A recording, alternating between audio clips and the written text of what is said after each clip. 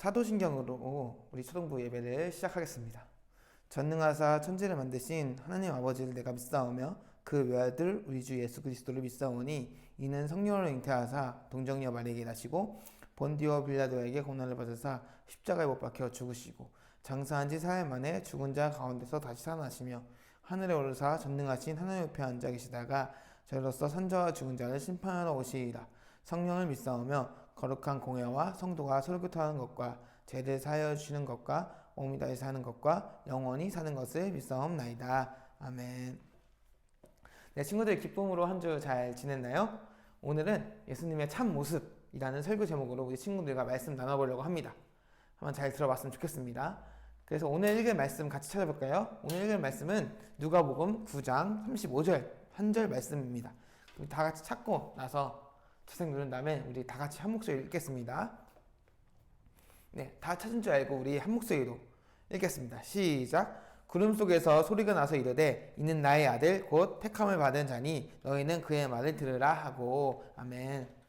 네, 친구들 오로라를 본 적이 있나요? 실제로 본 친구들은 아마 없을 것 같고 TV나 인터넷을 통해 본 친구들이 있을 수 있어요. 이 아름다운 장면을 우리나라에서는 볼 수는 없지만 너무 신기하고 놀라운 이 현상을 오늘 전사님이 설교 예하로 가져와 봤어요. 하늘에 펼쳐진 다양한 모양과 색깔은 사람들의 탄성을 자아낼 만큼 아주 멋져요. 또 오로라는 태양에서 나오는 입자가 지구의 공기 분자와 충돌하면서 빛을 내는 현상인데 이 현상은 인간에게 알려진 최초의 우주 기상 현상이기도 해요. 오로라는 우주를 관측할 때 필요한 만안경 없이도 사람의 눈으로 직접 볼 수 있는 유일한 우주 현상이기 때문에 사람들은 오로라를 볼 수 있는 아이슬란드나 노르웨이 또 아르헨티나 등으로 여행을 떠나기도 해요. 이 오로라는 처음 발견될 때 항상 북극 지역에서만 발견되었어요. 그렇기 때문에 북극의 빛이라고 불리기도 했는데 하지만 나중에는 남극 지역에서도 오로라가 발견이 되므로 북극에서만 발견된다는 그런 가설은 없어지기도 했어요. 오로라는 1621년 프랑스의 과학자 피에르 가센디가 새벽이라는 뜻을 가진 라틴어 아우로라에서 따와 붙여진 이름이라고 해요. 친구들이 직접 이 오로라를 보면 어떤 느낌이 들 것 같나요? 어떤 사람들은 그 오로라를 보면서 아름답다 라고 느낄 수도 있고 다른 사람들은 생각보다 별로네 할 수도 있고 자연의 신비는 놀랍다 할 수도 있고 여러 가지 반응들이 있을 수도 있어요. 옛날 사람들 중에서도 어떤 사람들은 오로라를 좋은 날씨의 징조로 생각을 했다고 해요. 하지만 에스키모 부족 같은 경우에는 불길한 의미로 여겨서 오로라가 보이면 밖에 나갈 때 무기를 소지하고 나갔다고 해요. 또 아메리카의 한 인디언 부족들은 오로라를 유령이라고 여기기도 했고 옛날 바다를 향해 하는 선원들은 바다를 향해 할 때 오로라가 나타나면 나침반이 제대로 작동하지 않아 불길한 현상으로 해석하기도 했대요. 같은 오로라지만 긍정적으로 해석하는 사람도 있고 부정적으로 해석하는 사람들도 있었다는 거죠. 즉 다양한 사람들의 이해가 있었던 거죠. 전사님이 오늘은 오로라로 예를 들었지만 같은 현상 또 같은 일, 같은 사건, 같은 것을 보더라도 사람에 따라 다르게 생각할 수 있다는 것을 말하고 싶었어요. 우리는 같은 책을 읽더라도 사람에 따라 배우고 느끼는 것이 다를 수가 있어요. 그런데 예수님에 대해서도 많은 사람들이 예수님에 대한 행적, 이적, 또 성경, 또 하나님의 말씀을 들을 때 이해하는 거나 생각하는 게 다를 수가 있어요. 사람에 따라 예수님이 어떤 분이신지에 대한 생각의 차이가 있을 수 있다는 말입니다. 하지만 예수님을 믿는 우리 초등부 공동체는 예수님이 어떤 분이신지 분명하게 알아야 할 필요가 있겠죠. 오늘 말씀은 예수님이 어떤 분이신지를 우리에게 분명히 말씀하고 있습니다. 오늘 누가복음 9장을 통해 예수님이 어떤 분인지 함께 알아봅시다. 어느 날 예수님은 베드로와 야고보와 요한을 데리고 누구죠? 이 세 분은? 그쵸? 예수님의 제자들이죠? 베드로와 야고보와 요한을 데리고 높은 산에 올라가셨어요.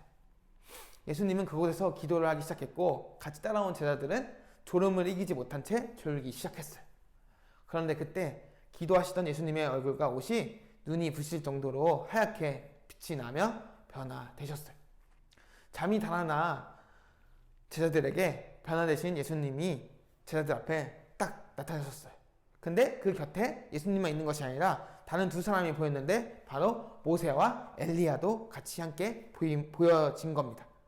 모세와 엘리야는 예수님과 함께 예루살렘에서 예수님이 돌아가실 것에 관한 이야기를 나누고 계셨어요. 영광스러운 이 모습으로 변화된 예수님을 본 베드로와 야고보와 요한이 매우 놀랐어요. 심지어 그 중에 베드로는 이 광경이 너무 놀란 나머지 자신도 모르게 기뻐서 이렇게 말했다고 해요. 예수님, 우리가 여기에 있는 것이 좋겠습니다. 우리가 천막 세계를 지켰습니다. 하나는 예수님을 위한 것이고 하나는 모세를 위한 거, 하나는 엘리야를 위해서 세우겠습니다. 라고 말했어요. 베드로가 이 말을 할 때 구름이 나타나 제자들을 덮었어요. 제자들이 구름에 쌓여 두려워하는데 그때 하나님의 음성이 들려집니다. 이는 내가 사랑하는 아들이다. 내가 그를 선택했다. 너희는 그의 말을 들어라. 라고 제자들에게 하나님의 음성이 들리신 거예요. 음성이 그친 후 제자들이 보니 영광의 구름과 선지자들은 사라지고 예수님만 홀로 계셨어요. 예수님은 이것을 통해 자신이 영광스러운 하나님이심을 보여주신 사건이 되는 겁니다. 예수님은 세 명의 제자들과 산에 올라가 기도하던 중에 영광스러운 모습으로 변화되셨어요. 이 사건을 바로 변화산 사건이라고 하는데요.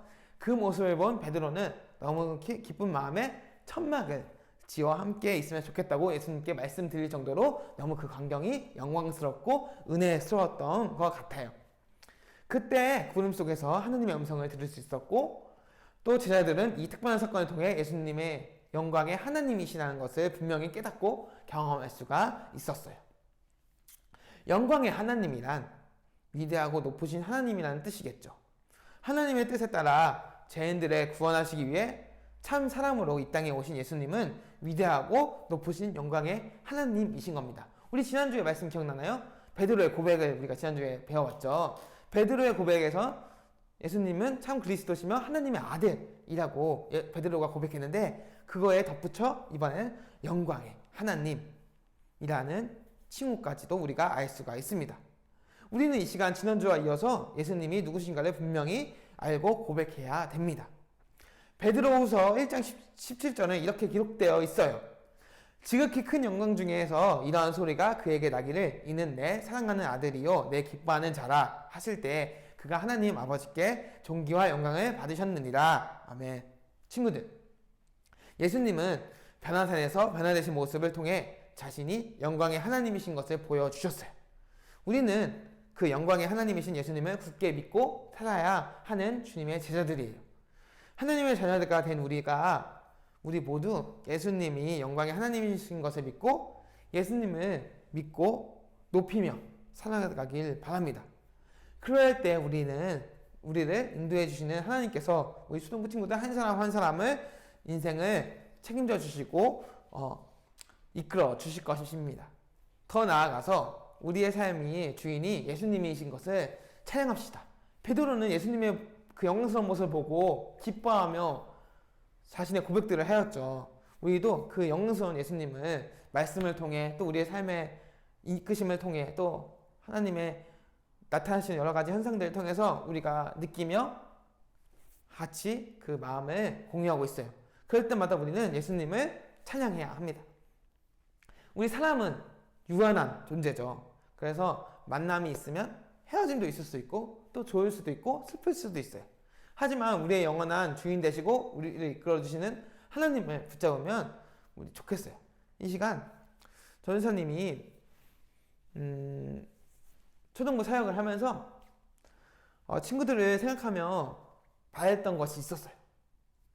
바로 하나님을 진정으로 사랑하고 사랑하는 마음을 품어 그 사랑을 세상에 전파하는 우리 초등부가 되었으면 좋겠다. 우리 초등부 친구들이 되었으면 좋겠다라는 생각을 가지고 우리 친구들 같이 초등부에서 말씀 나누고 또 같이 활동하고 또 공과도 하고 놀면서 지냈던 것 같은데 우리 초등부 친구들이 이 사랑이 많으신 하나님을 닮아 사랑이 많은 친구들이 되길 소망합니다.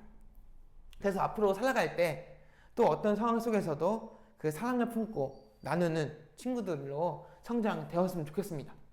코로나 시대에 살고 있는 우리 초등 공동체가 더욱더 이 시기를 통해서 하나님을 알아가고 하나님의 사랑을 구하며 또 건강한 모습으로 우리 친구들과 우리 선생님들 또 우리 초등 공동체가 되길 소망합니다. 전사님이 기도하고 설교 마무리하겠습니다. 하나님 아버지, 오늘 예수님의 진정한 모습에 대해 알아보았습니다. 예수님은 단순히 한 역사의 인물이 아닌 하나님이셨습니다. 우리는 놀라운 하나님을 믿고 예수님을 따르는 제자로 이 세상을 살아갑니다. 그러나 세상은 너무 힘들고 우리는 연약합니다. 이 시간 우리 수동부 공동체를 주님 안에서 붙잡아 주시고 세상을 살아갈 때 진리로 그 세상을 살아갈 수 있도록 도와주시옵소서. 또한 복음을 붙잡고 살아가는 수동부 친구들과 선생님들 되게 해주세요.